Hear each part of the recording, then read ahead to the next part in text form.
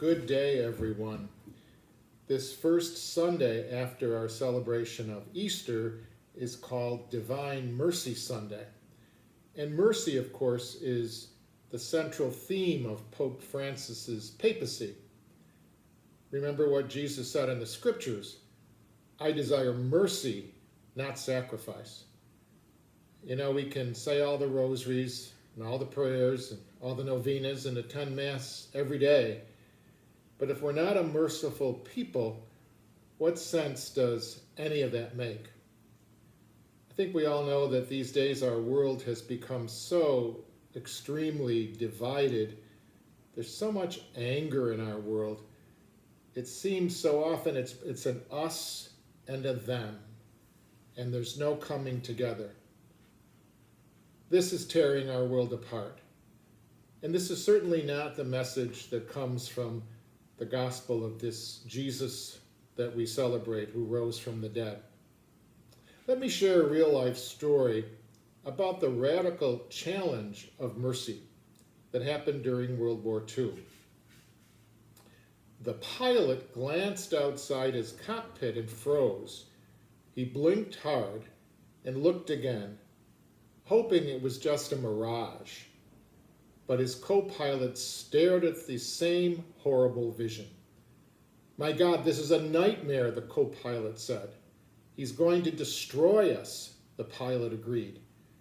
The men were looking at a gray German Messerschmitt fighter, hovering just 3 feet off their wingtip. It was 5 days before Christmas of 1943, and the fighter had closed in on their crippled American B-17 bomber for the kill. The B-17 pilot was a man by the name of Charles Brown. He was a 21-year-old West Virginia farm boy on his first combat mission. His bomber had been shot to pieces by swarming fighters, and his plane was alone in the skies above Germany. Half his crew was wounded, and the tail gunner was dead, his blood frozen in icicles over the machine guns. But when Brown and his co-pilot Spencer, they called him Pinky Luke, looked at the fighter pilot again, something odd happened. The German didn't pull the trigger. He nodded at Brown instead. What happened next was one of the most remarkable acts of chivalry recorded during World War II. Years later, Brown would track down his would-be executioner for a reunion that reduced both men to tears. His story of a German pilot who showed humanity and mercy certainly is a real challenge for us. What's the concept of divine mercy?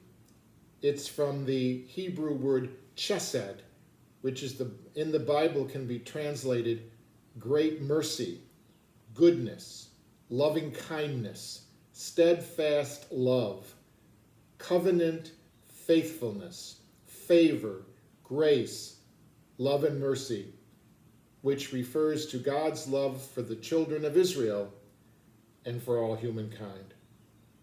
On this Sunday that we celebrate Divine Mercy, let each one of us look into our own hearts. Am I guilty of seeing the world as us and them? Do I look down on people? Or am I trying to bring people together to dialogue and talk and figure out how we can solve some of the most difficult issues that our world faces? I hope you have a wonderful weekend and a good week and continue to experience that grace of Easter. Take care.